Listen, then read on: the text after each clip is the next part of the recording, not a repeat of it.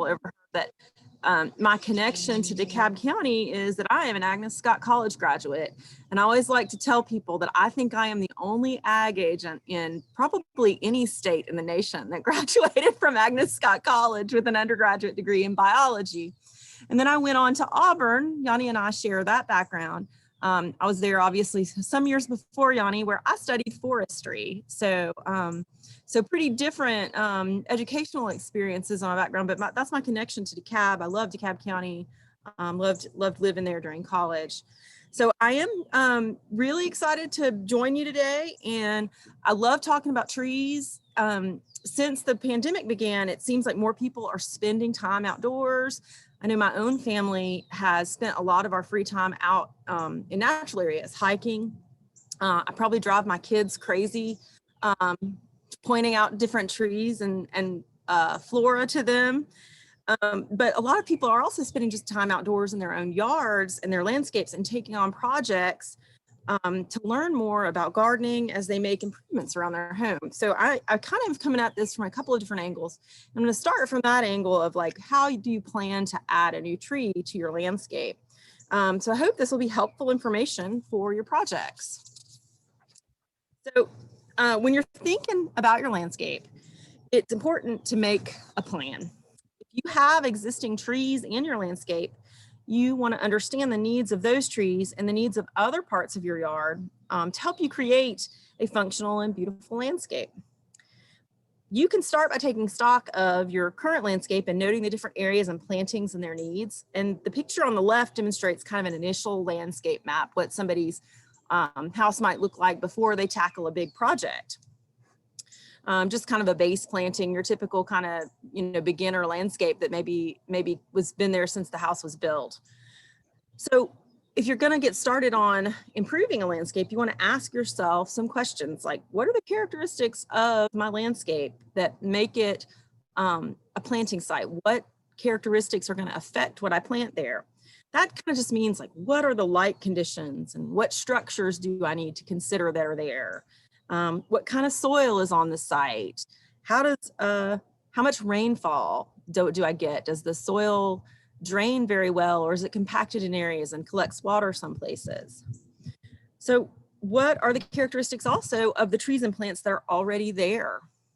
Map out those plants on paper. It doesn't have to be fancy, and take a look at what you've already got and you can then begin to match the site conditions and the plant materials. And you can make a map like the one on the right that helps you plan to add to that landscape and how you're going to use different areas in your landscape. And this is kind of key to making that landscape work and not having problems down the road. I think we tend to have, I know as a gardener, I will be out looking at plants. I will just get excited about something I see and I want it. And I have to like talk myself down sometimes and say, okay, I don't know where I'm going to put that. So maybe I should just hold off for a minute.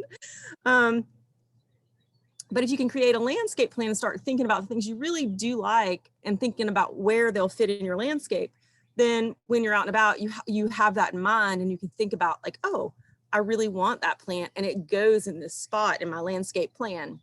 And you don't have to overnight change your landscape or create a beautiful landscape. You can do it over time with some good planning.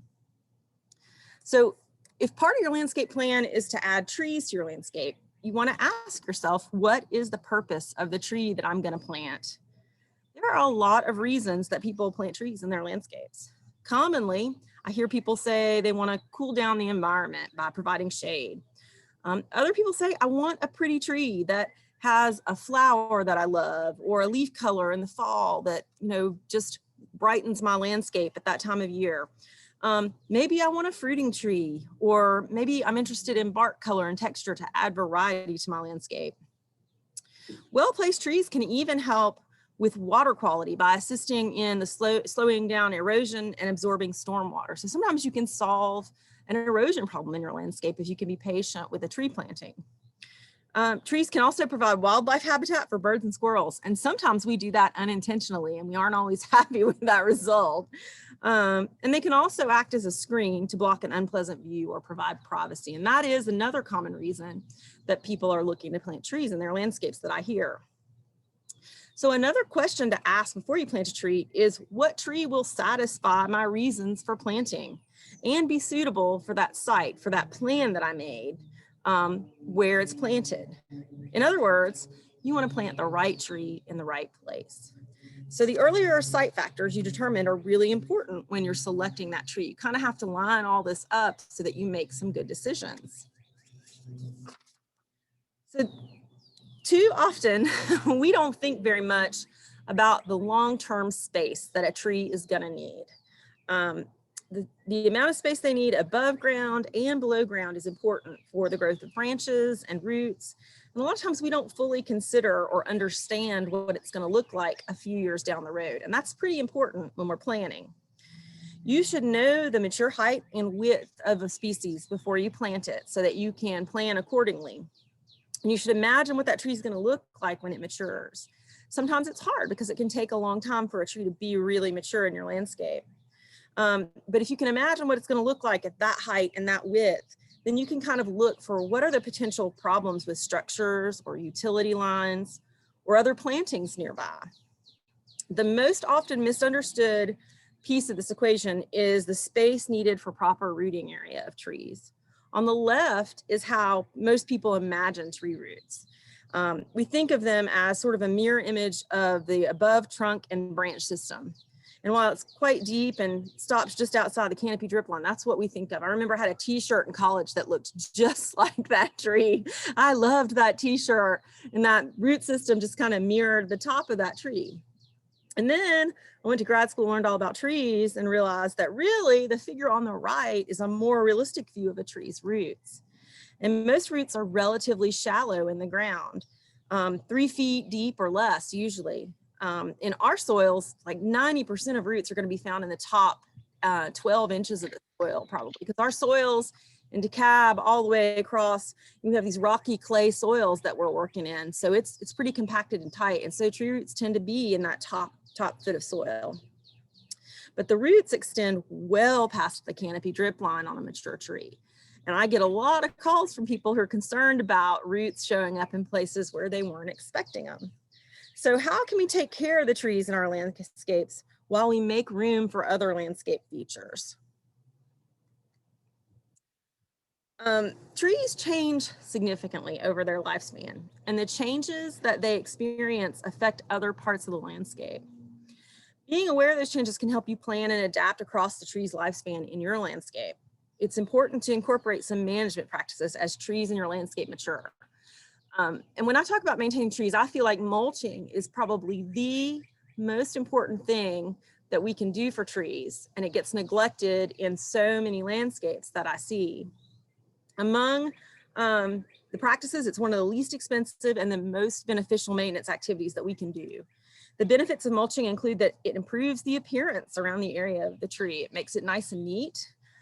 It helps with weed control. So your tree, when you first plant it, won't be competing with other things growing around its roots. It reduces soil erosion, so that if part of your goal is to keep some soil in place, the mulch is one more piece of that equation. It conserves moisture in the soil so that the tree roots can take that moisture up. And it also protects the tree's trunk and roots from mechanical damage.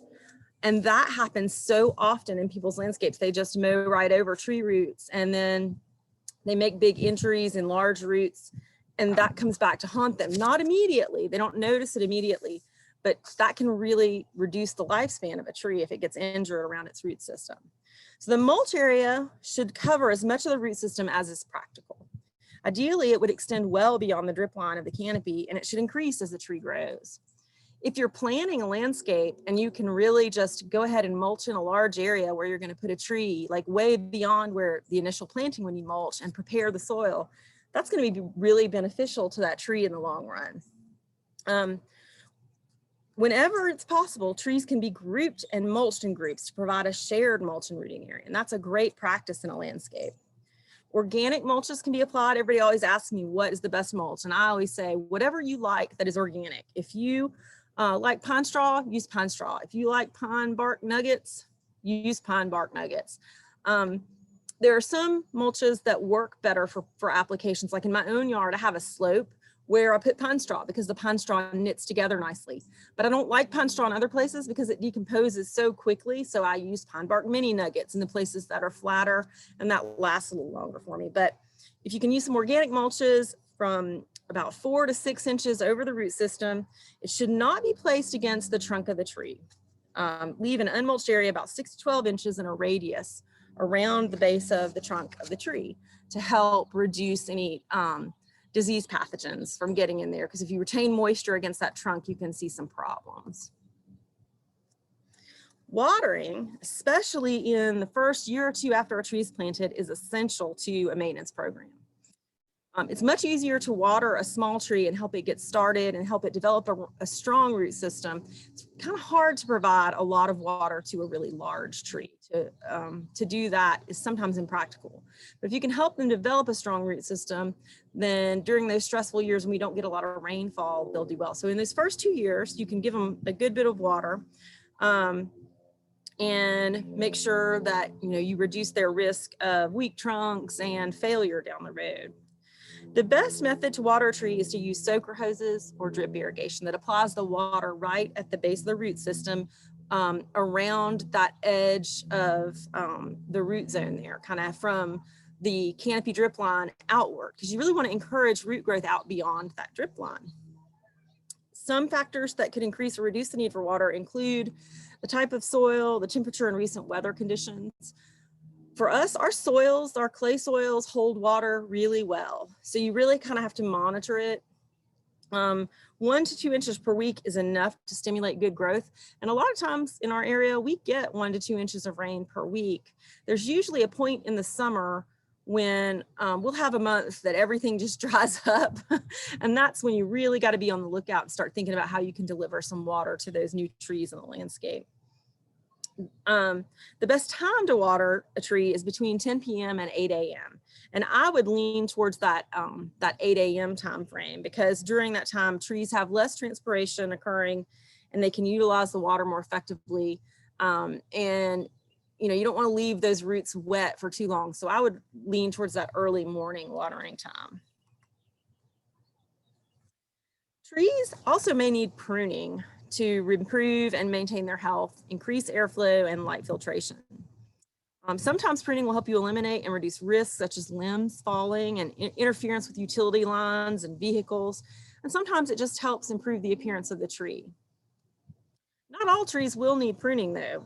If they do, it's best to do it when they're young. It's much easier to do it when they're small and you can access the branches and shape and form them in a way that improves their future growth habit.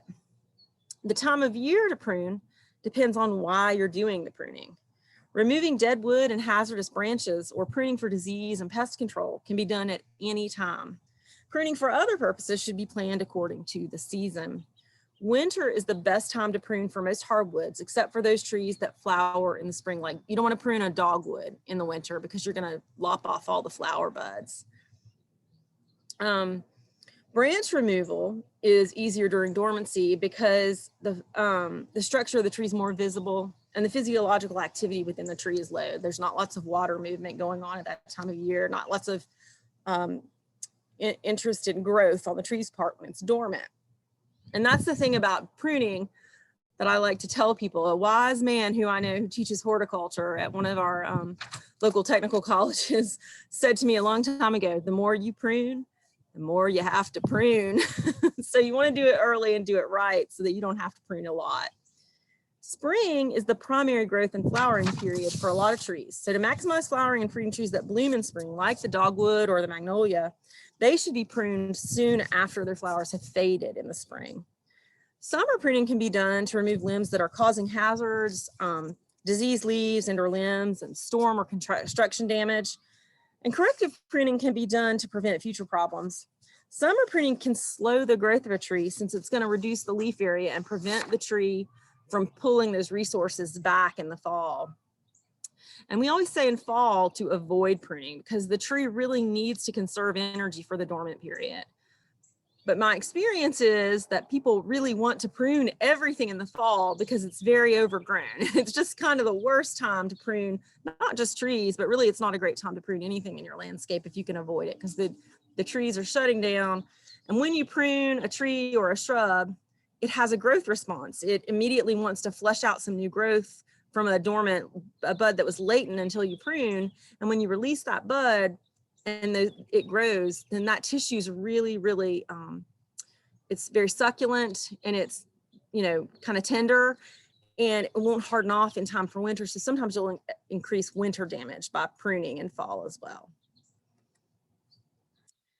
So these are the questions that we get a lot in our office, is that as trees mature in the landscape, they begin to cast more shade and their roots begin to spread. So I always tell people that, the day that your landscape is perfect, the next day it won't be, because everything is constantly changing and growing. Trees are going to compete with other plants, including turf, for sunlight and water and nutrients. And they may cause you to have to adjust your landscape as you go along. So you have to kind of think of your landscape as a moving target. It can be beautiful in all its stages, but you have to be willing to consider that it's going to change over time. Otherwise, you may fight a losing battle sometimes. Sometimes you can limb trees up to increase light infiltration, mulch out beyond the drip line of trees, and plan to increase mulched areas as the trees grow. If you can account for the growth and maturity of trees in your landscape plan early on, you can make choices that help tie the landscape together and give you useful areas of shade, turf, and color, while also helping you to balance your watering needs across your landscape. So I'm going to talk a little bit about tree ID.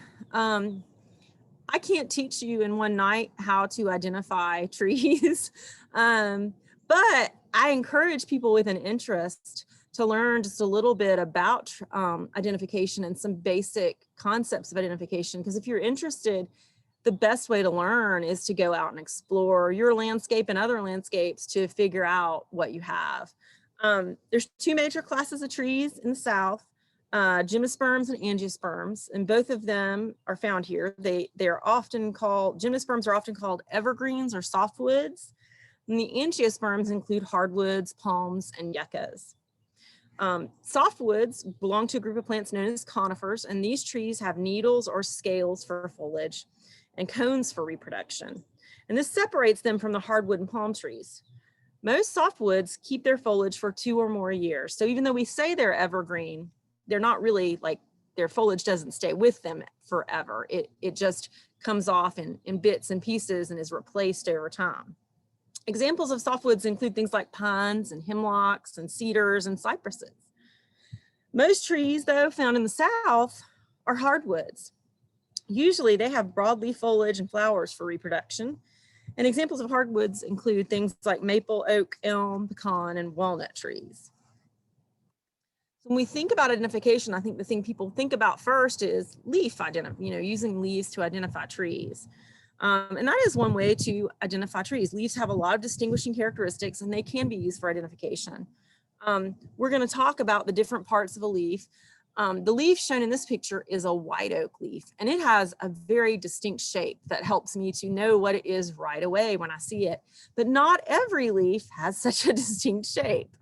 Some examples of leaf shapes include deltoid or lance-shaped or heart-shaped. And you look at that lance-shaped leaf and you can probably think of a lot of trees that have a lance-shaped leaf. Another way to help you identify trees is to look at leaf margins. And the margin is the outer edge of the leaf. And these leaves demonstrate like an entire leaf margin is a smooth margin. A serrated margin has like little points. A dentate margin looks like little teeth on the edge of the leaf. Lobed is like the white oak. It is, this one is pinnately lobed or parted. And then palmately lobed is sort of like some of the maple trees that are in our landscapes. So knowing the different types of leaves can help you determine at least what family of tree or what group of trees a specimen might belong to.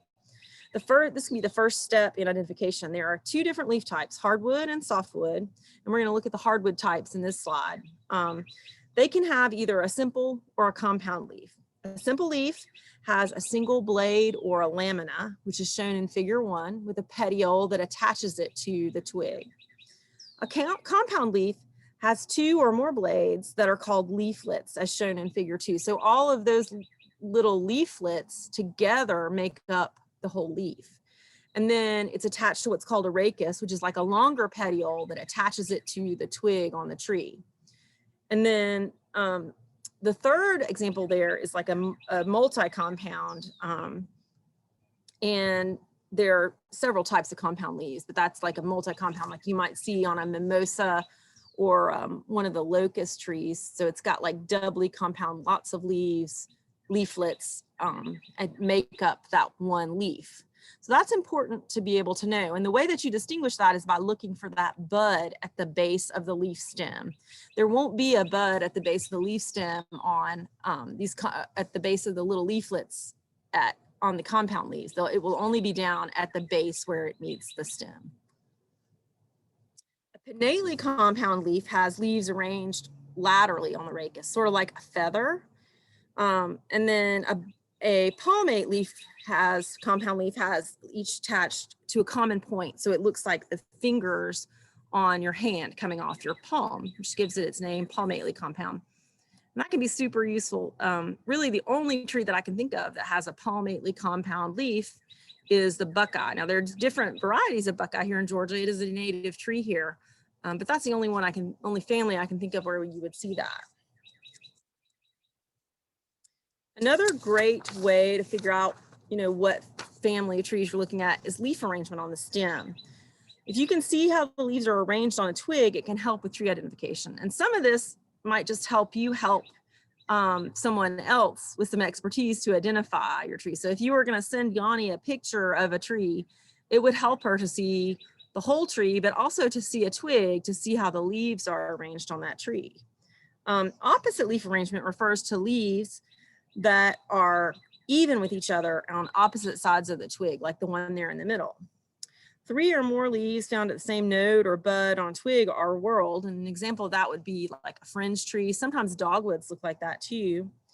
Alternate leaf arrangement is the most common leaf arrangement on a lot of our southern hardwood trees.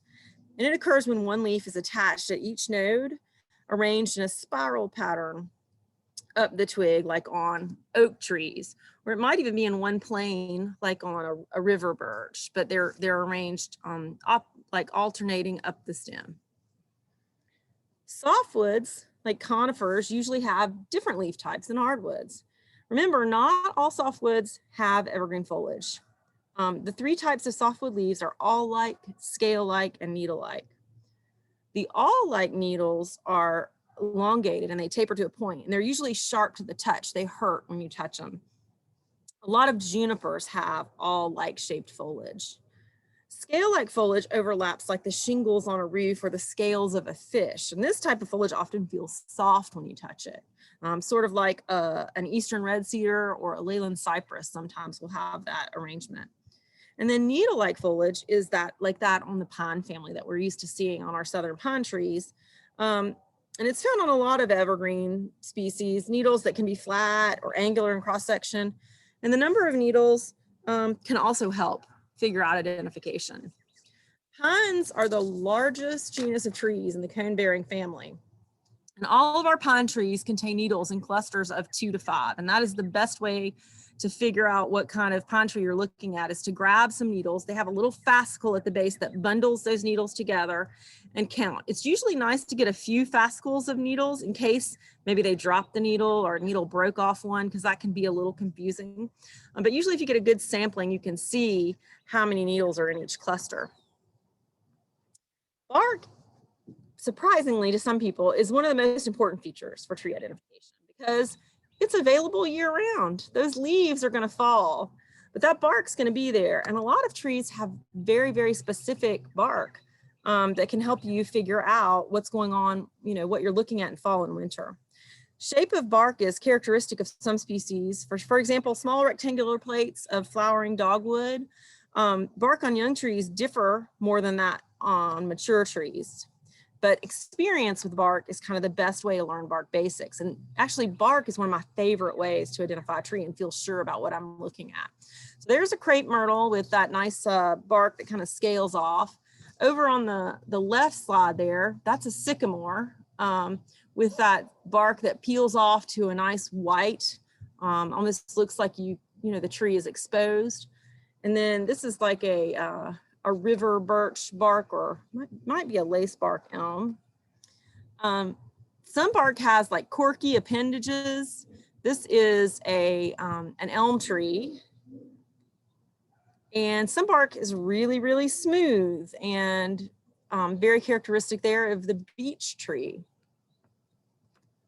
Another thing to figure out about trees is its form. And this is useful not just for identification, but also for planning in your landscape if you're looking for a tree to fit in a specific place or to cast a lot of shade.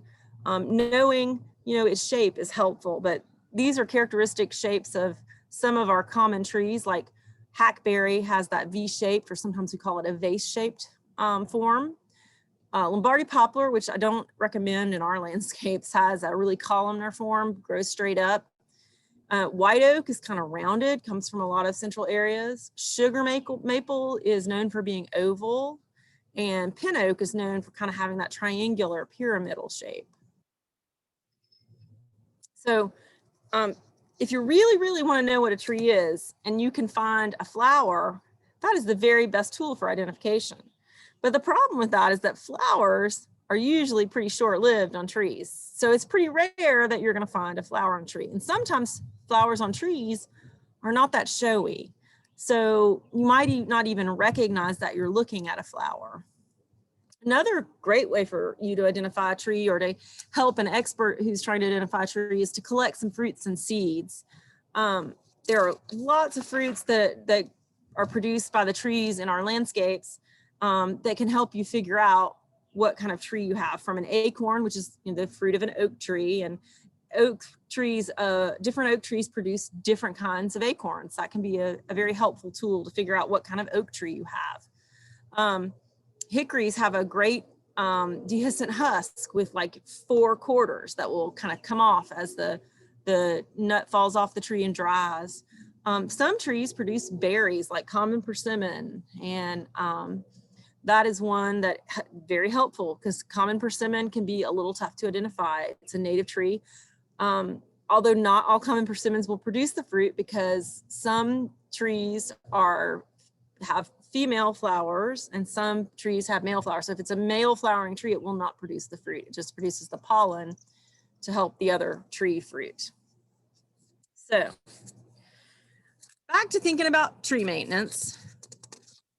I always feel like I'm counseling people. I feel like a garden counselor sometimes. Trees are living things, and that means they have a lifespan. And the end game in that means that a tree is eventually going to die. If the tree is declining, poses a hazard, or is diseased, it might be time to consider removing it. Removing a tree is going to affect the light conditions and can affect other plantings that relied on the shade cast by a large tree. This can result in an opportunity in your landscape to add a new tree or an entirely different component to your landscape. So trees don't typically die overnight. From the calls we get at the office, you would think that that's what happens all the time, that a tree just died overnight, but it's pretty rare that a tree just dies overnight or even in a week or a month. But it might seem like it if you don't know what to look for. So there are some fairly simple signs you can look for to help you determine if your tree is healthy or if you should consider removing it. Fungal fruiting bodies at the root system of a tree are an indicator of potential root decay. And a tree might look beautiful on top and have a lot of beautiful green leaves. But if the roots are decaying and you have a lot of beautiful green leaves, then you have the potential for hazard, because those leaves are all like little sails when the wind blows. And if the root system becomes unstable, that's the reason that when it rains a whole lot and we have a windstorm, you'll often see, the tree on the news come down, and people will say, well, the tree looked fine, we don't know why it fell. But I would almost guarantee you that in most of those cases, there is some rot in the root system, or maybe even in the stem of the tree, depending on how it comes down. So as you think about evaluating those roots, you want to begin at the base of the tree. And you can do a visual evaluation on your own just by looking at your tree and kind of being systematic about how you do it. Are there fungal bodies like mushrooms or conchs growing on the ground around the root system or on the tree's trunk? If yes, well, that's a sign that there is some severe or advanced decay or rot in the tree's trunk or root system. Root decay cannot be reversed or corrected, and its presence can cause a tree to be physically less stable. If its root system is compromised, the tree will decline and die, or even worse, it could fall before it dies. So root decay is a sign that a tree is well into what we call the death spiral. Healthy trees are wider at the base where they meet the ground. You want to look for that root flare area for injury. That's the area where trees most often get damaged by lawnmowers or cars, weed eaters, or vandalism. I can't tell you how many times I've gone to look at somebody's tree and the diagnosis is that it has weed eater blight. You know, like it's not a disease. Someone physically damaged it, probably again and again. And a tree can tolerate that for some time, but eventually it will get the best of the tree. Once damaged, trees are less able to move nutrients and water that are necessary to support the growth. And that type of damage reduces tree vigor and can lead to that structural instability that causes a tree to fall when conditions are right. The next thing you want to look at if you're doing a tree health evaluation in your yard is the trunk. You want to look for signs of fungi indicating internal rot. Are there any bark injuries or signs of disease? If the bark is compromised, that could be a big problem for the tree. They could appear as a canker, like in this picture, on the stem or branches, or a physical wound in the bark. Any place where bark has been knocked off from the trunk or removed reduces the tree's ability to transport nutrients and often results in a dieback of branches and limbs. And finally, you want to look up at branches and leaves. Are the leaves healthy? Are there spots on the leaves?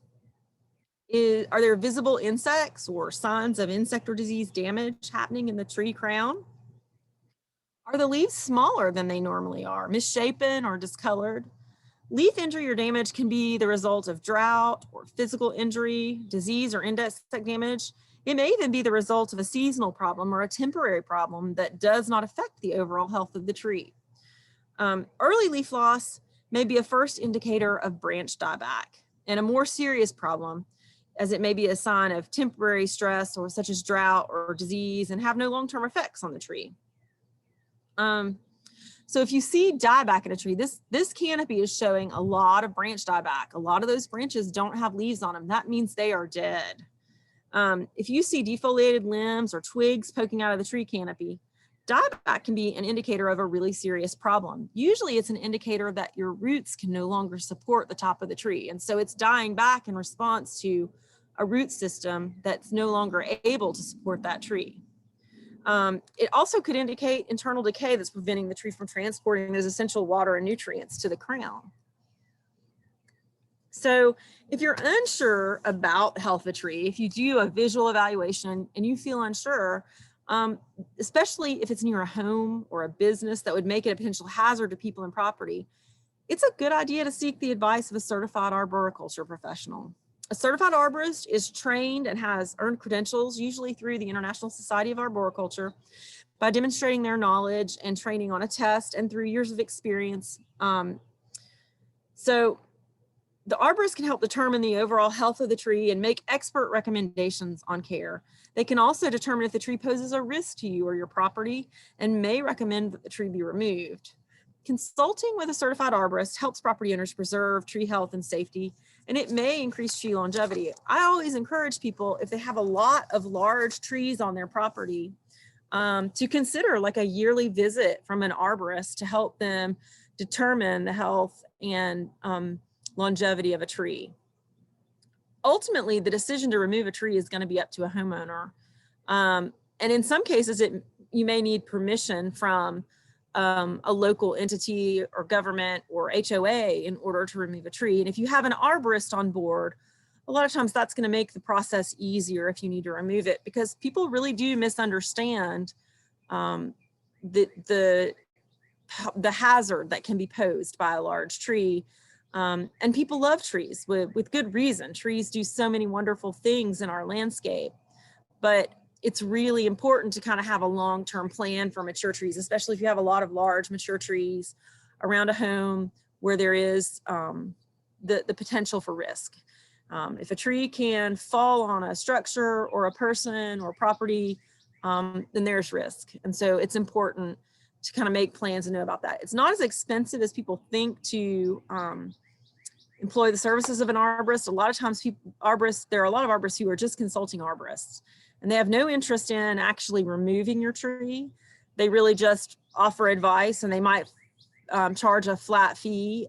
In my area, Paulding County, I know a couple of arborists who charge they charge a flat fee for their time, by the hour. Maybe that's $150 for an hour of consultation.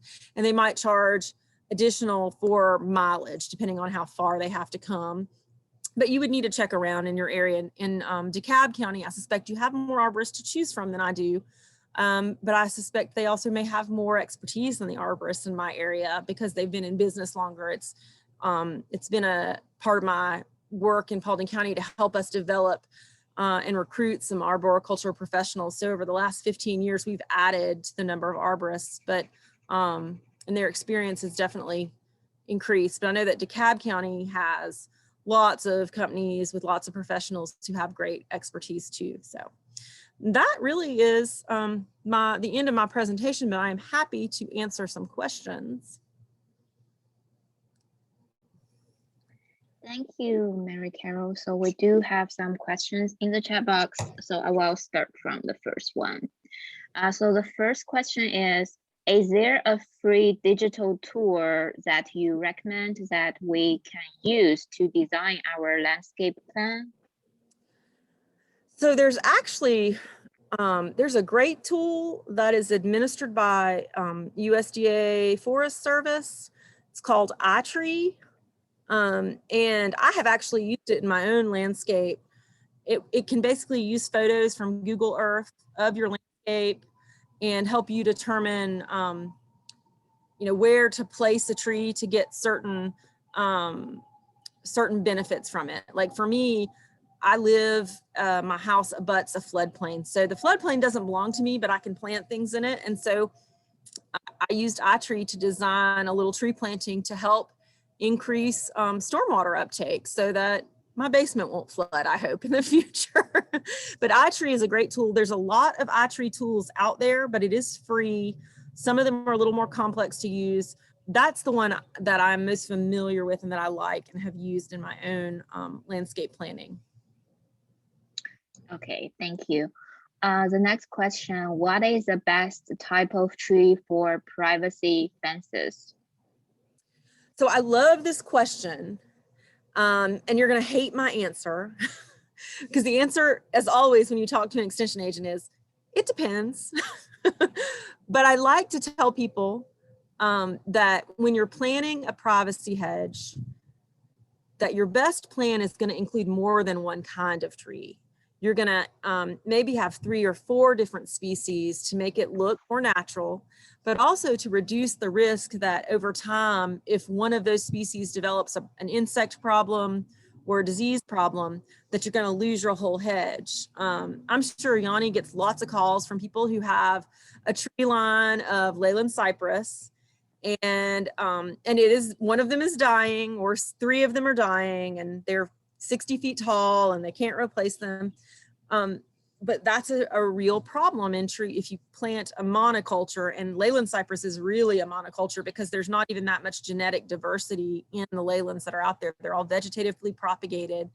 So they have some real disease problems, and it spreads like wildfire.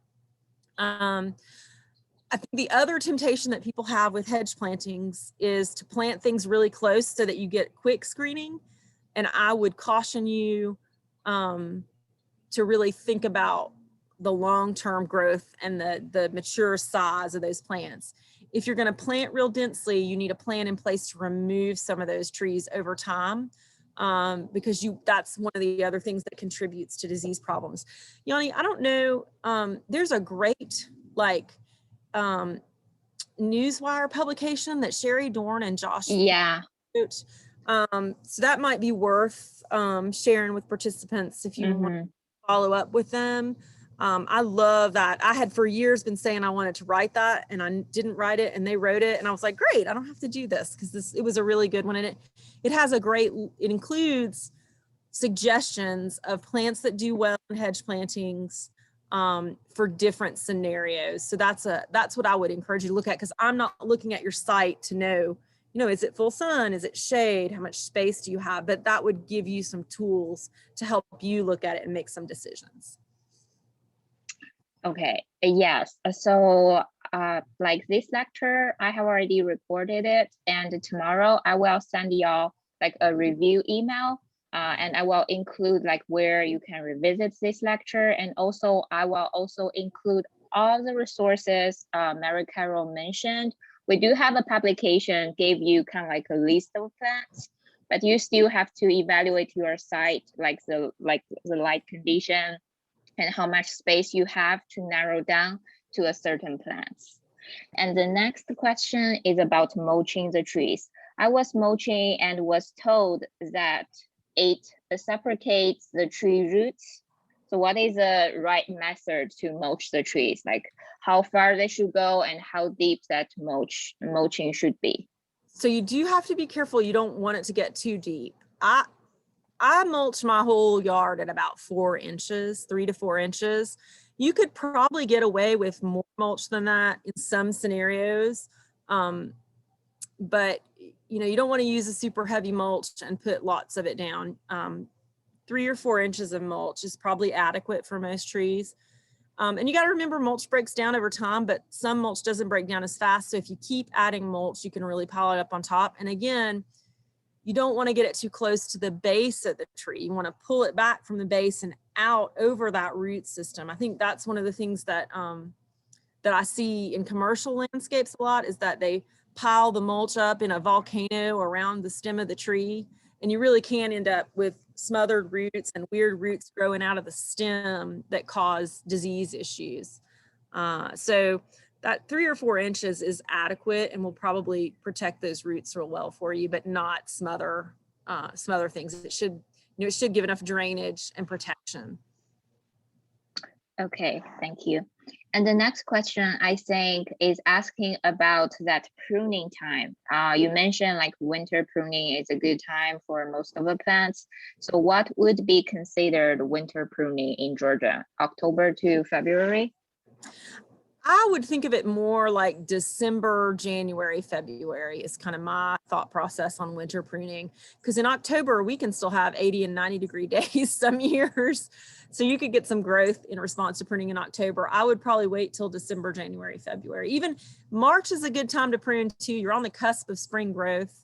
So I wouldn't begrudge anybody some good pruning in March either. Okay. So the next question, can you plant a new baby tree in the same location where an elder tree has died and has removed, cut down the trunk is grinded down, and also probably the root system has already been removed? Yeah, that's a perfect scenario for planting a new tree.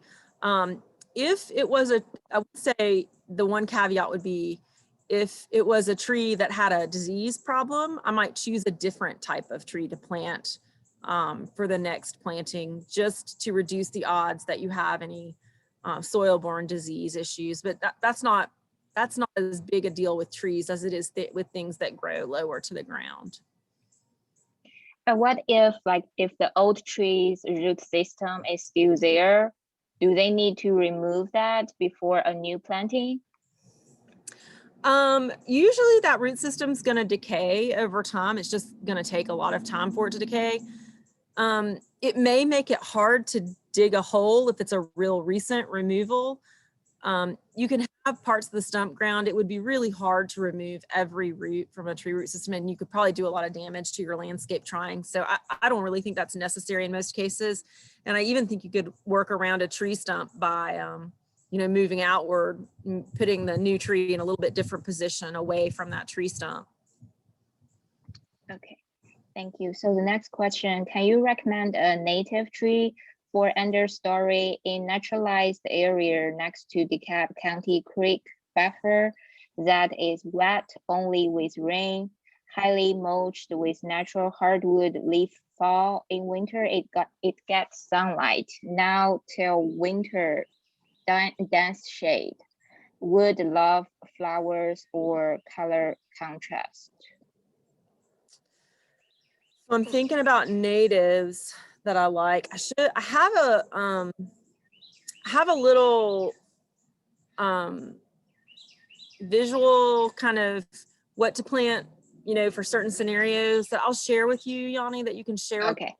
Okay, Off sure. the top of my head, I'm always reluctant to tell you specifically one tree over another. But in that case, I wonder if a Grancy graybeard, like it's a native fringe tree, it might be a good choice in that scenario. It's got kind of an unusual flower, but it's real pretty and it takes it a little while to flower. That might be an option in that case. Okay. So like you can share that with you and I can send that out. So there are several people ask me if this presentation being able to review again. Yes, I will send you a review email tomorrow. And in the future, I know some of you didn't get this link on time. I'm sorry for that. I think my reminder email probably go to your junk mail. So in the future, if you are interested about joining our class, probably you can trust my UGA email, which is yanyu.chen@uga.edu. So like once I send out that class reminder Zoom link email, it will go to your inbox instead of your junk mail. So the next question, I have sweet gum trees popping up all over my third of an acre. What is the maximum life for these trees? Should I tag them for removal? So again, it depends. If they're real happy, they could probably live a long time, like a couple hundred years. They are pesky because they drop sweet gum balls. They're lovely in, if you have a big, large property, they're really pretty in the fall, but I know that they're real pesky with those sweet gum balls. So if they are in a place where they are going to cause you some distress and drop on a sidewalk or a driveway, and they're going to keep seeding themselves, obviously, I would try to remove them when they're small if you can. And depending on what you're willing to do, you can keep them pretty low and do that mechanically, or you can do it with an herbicide, depending on the scenario. Okay, thank you. So the next question, I'm also interested about this question. So I see, like in our area, some neighborhood, instead of using some organic mulch, they actually have that white rocks or like the small stones using as a mulch around their trees. Mm-hmm. So do you think that will harm the tree or that is acceptable? I would not do that around any of my landscape plantings and not my trees, because it's just going to reflect so much heat up at the tree and also insulate the tree in the summer with a lot of heat around those roots. And that concerns me. And I think the goal there is that people think that it won't get weedy, but I almost think it gets weedy and it's even harder to manage the weeds in those rocks. What's done is done. So I don't know what the best answer is depending on how much rock is around a tree or how big. If it's small, I would remove it and I would replace it with organic mulch. But people have weird ideas about mulch. They fear that it will bring termites or, that weeds will grow in mulch, no doubt. Eventually weeds are going to pop up in it, but your landscape will never be done. There will always be work to do. Yeah. Okay, so the next question is tea olive was recommended to me for privacy. What are your thoughts? I love tea olive. I would mix in some other things. I'm assuming if somebody recommended tea olive that you have a full sun situation. So I would think about maybe wax myrtle and holly, kind of mixing those in. You could even mix in like a juniper or an arborvitae or something if you like the look of those trees. But I love tea olive. They smell beautiful at a time of year when not much else is blooming. But I hesitate to plant a row of anything without some variation. Yeah, that's a good point. I think I have to recommend my client to do that in the future. So the next question, do you recommend soil testing before planting trees? I recommend soil testing before you do anything in your landscape. It is an inexpensive way to gather some good data about your soil. And in the process of taking the sample, you are going to learn a little bit about the texture of your soil if you don't already have an idea. Our soils tend to be acidic. Trees in the landscape don't need a lot of fertilization, but they do need a little bit because a tree in a landscape gets treated a lot differently than a tree in a forest. You know, in the forest, the leaves fall, they decompose, they create their own mulch, it turns back nutrient soil. In our landscapes, we blow the leaves off, we rake them away, we mulch with other mulches. So it's good to have that data about the soil to help you determine what the best fertilization options are and whether you need to add lime to adjust the pH of the soil. A lot of times we really need to add lime to adjust our pH. Yeah, that is true. Okay, so the next question I think is asking around that mature visible roots on the ground. When there are lots of visible roots above ground around the tree that's healthy, should we just add some type of soil combination and add other attractive plantings? I would not add any soil on top of those roots. They need air, and that's why they're growing on the top of the ground there, so that they can have oxygen for the processes of respiration within the tree. So don't cover those roots with anything other than mulch. That would be my answer to that. Organic mulch. Mulch it out, create a nice big bed, protect it from your lawnmower and your weed eater. I would not plant, I don't think I would plant anything on top unless it had a really shallow root system. It's probably going to be kind of shady if you've got that kind of root system going on. So you could consider like things like maybe Linton Rose has a pretty shallow root system that you could get in between larger roots and plant. That would be my recommendation. Thank you. That's good. So I have a follow-up question with that diet tree, and they want to plant a new baby tree over there. So if now the diet tree was struck by lightning, would the soil be ruined? So No. is the soil okay? No, I would not worry about the soil being ruined. I would do a soil test just to see, you know, just the basics about the soil fertility, but I wouldn't worry too much about the lightning strike affecting the quality of the soil. Okay, so they don't need to test for like some particular element. No. Okay. So the next question is about two plants. Do you have an opinion on crimson bottle brush or leather leaf mahonia? Are they trees or bushes? Leatherleaf mahonia is a bush. I am not familiar with the bottle brush. I'm wondering if it's a buckeye, which would be, if it's a buckeye, sometimes bottle brush buckeye is a small tree or a large shrub. If it is indeed one of the buckeyes, I love the buckeyes. I think they're beautiful. They're great. Mahonia is a shrub. I have mixed feelings about Mahonia. It's considered invasive in some places. I don't see it in the forest the way I see privet. So I'm on the scale of invasiveness, I'm not sure what to say about it, but it's not something I typically recommend that people plant. Okay. The next question is also about mulching. How often should you change, replace mulch? Do you remove the old one and put new down, or just put the new on the top of the old? Good news. You don't have to replace the old.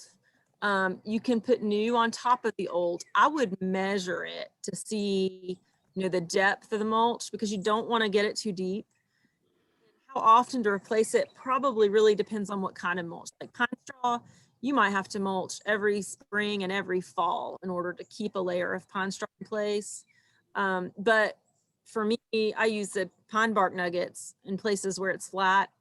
And I've had the same mulch on my trees and my beds, and I haven't added much to it in the 3 years that I've lived and been working in my landscape. Okay. And there's a question about the privacy. Privet for privacy. Do you recommend it? No. How high will it grow? What is its spread? So privet is definitely on the invasive list. So it's not one that I recommend. I mean, it is one that is widely available, historically used. People still have it and put it in new landscapes. I don't love it. It has some pests as well. I mean, you almost can't kill it, but it has pests. So then you deal with having this plant forever that has scale insects and things that you're fighting with. So I feel like there are a lot of other better options than privet. And that article by Sherry Dorn and Josh Suter kind of outlines good options that would replace privet in those scenarios. Yeah, like for the other options, you will see that plant list in tomorrow's review email. So like you will get that list from tomorrow's email. And I think the privets, they also have a very aggressive like flowering smell. I hate that smell because it's kind of like invasive, like around my apartment complex. Mm-hmm. I'm just not a big fan of that plant. Yeah, it's like a sticky sweet smell. And that's how they're so invasive, is they just produce prolific flowers and lots of seed. And yeah, I don't love it. Yeah. So the next question, what do you recommend flowers to choose for interior design? Oh, interior design. Oh, I don't know if I'm your girl for that. I love evergreen trees and shrubs to use in interior flower designs, but I'm not gifted at artistry. I have to level with you. I can tell you what will grow where, but I may not be able to tell you what would look best in that spot and grow well. And the next question, I would think it's more like a comment. I would like to plant fruit trees, pecans, but I'm sick of squirrel visiting the house. Am I too hopeful to think I can keep them at bay so I can enjoy a fig or nut? You want to choose carefully if you're going to plant pecans, and I'll tell you that this is the ag agent piece of me rather than the arborist piece of me. The people who grow pecans as crops in Georgia irrigate very heavily, and it takes 6 years to produce a crop, and you really need more than one pecan tree because you need some good pollination. And we have some pretty heavy disease pressure on pecans. But if I were going to grow nuts, then pecans would be my choice. If I had space, I would grow pecan trees. My husband grew up on a pecan orchard in South Alabama. So they are delightful and tasty and wonderful. But it's going to take a little time to actually produce pecans, and you may have to do battle with some things that make it hard. Okay, so that we grow fig trees at our schools. I just think fig tree, if you don't harvest it on time, it can be a disaster on the ground when it's kind of like massively produce the fruit. Usually the birds will help you clean it up. That is true. So this is the last question I can see from the chat box. So you can either, okay, so there is one more question. Can you, I'm not sure, I have to check. So make sure I'm pronouncing this word right. Okay. Can you gauge a list can you give a list so fruit trees? Okay. Can you give a list of fruit trees? Yes. I think that is the question. Okay. Okay, repeat it. I'm sorry. Can you give a list of fruit trees probably can grow in like DeKalb area?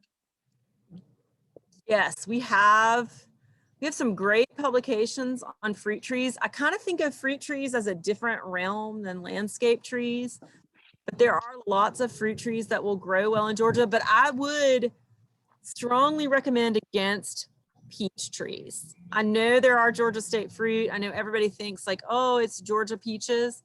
But I find that people who try to grow peaches battle a lot of disease issues. You have to be very, very oriented to pest control for peach trees. But there are lots of fruits that grow easily. Like this is not a tree, but blueberries are wonderful and blackberries are wonderful. Raspberries are harder to grow here. Apples and pears are great, and there's lots of varieties of apples and pears that you can grow. And fig trees are fantastic. I love figs and think that's a wonderful fruit. Easy to grow here. Yeah, and if you have questions, you can also unmute yourself and ask your questions. Persimmon. Yes, you can grow persimmon is cool. Yeah, I love Yeah, you persimmon. can. There's some great Asian persimmons that produce really nice large fruit that you can grow, and also you can grow native persimmons. Mary, I asked the question about the root system was visible, and it's just so ugly. Should you just do just mulching around those roots? It's just an ugly hole in our yard. Mm-hmm. The mulch will tidy it up and make it look more like an island effect. I think a lot of times it's a lot of work sometimes to mulch. Is it by chance a maple tree of some sort? Yes. And that is just really characteristic of maple trees. To their roots will grow up on top of the soil. So that I really think mulch is the answer in that scenario. And that's a question that I get a lot. That's because it's a huge area and it looks like I guess that's what we'll do. That'll probably look.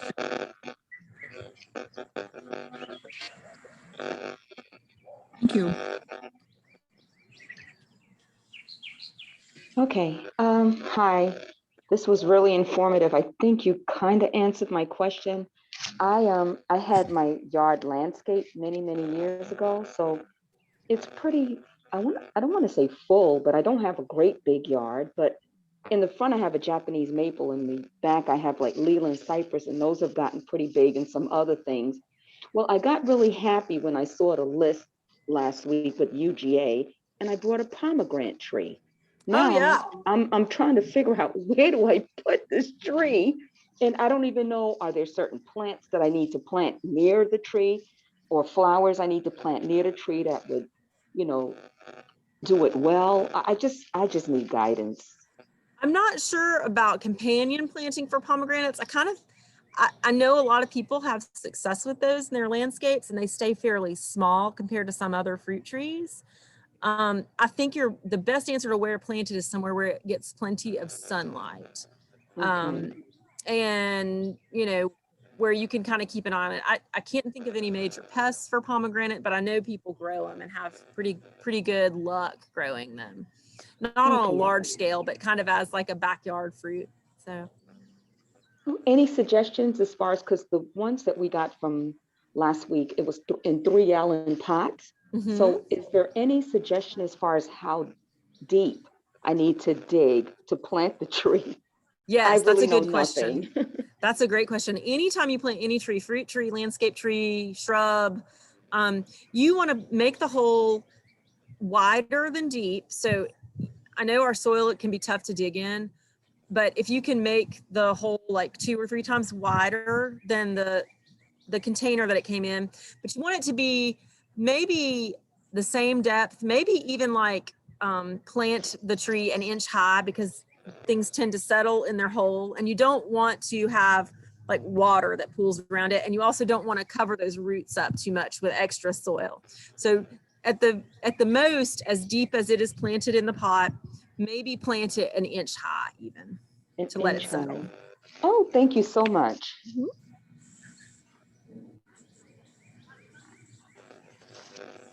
Any other questions? You can just unmute yourself and, you know, ask Mary Carol since we have you here. We'll wait another 3 minutes.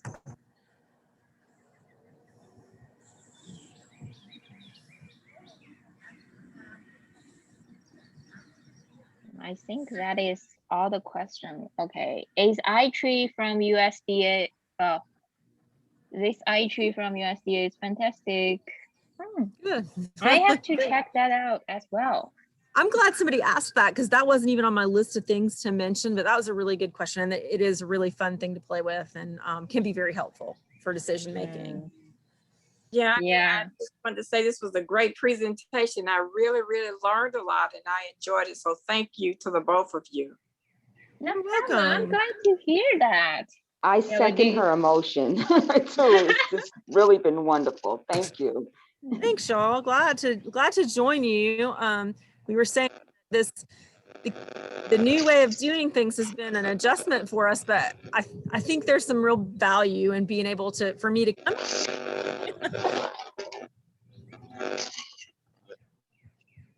Okay. Thank you so much, Mary Carol. I also enjoyed this lecture a lot. So Yeah, like great. probably in the like, you know, like next month or so, we can have like a 102 or something. We can Yeah. talk about something like in depth so they will know more about trees. Sure. Yeah, I think that is all the questions we have here. So I will just call it today now, and you will get my email tomorrow. So looking forward to get that.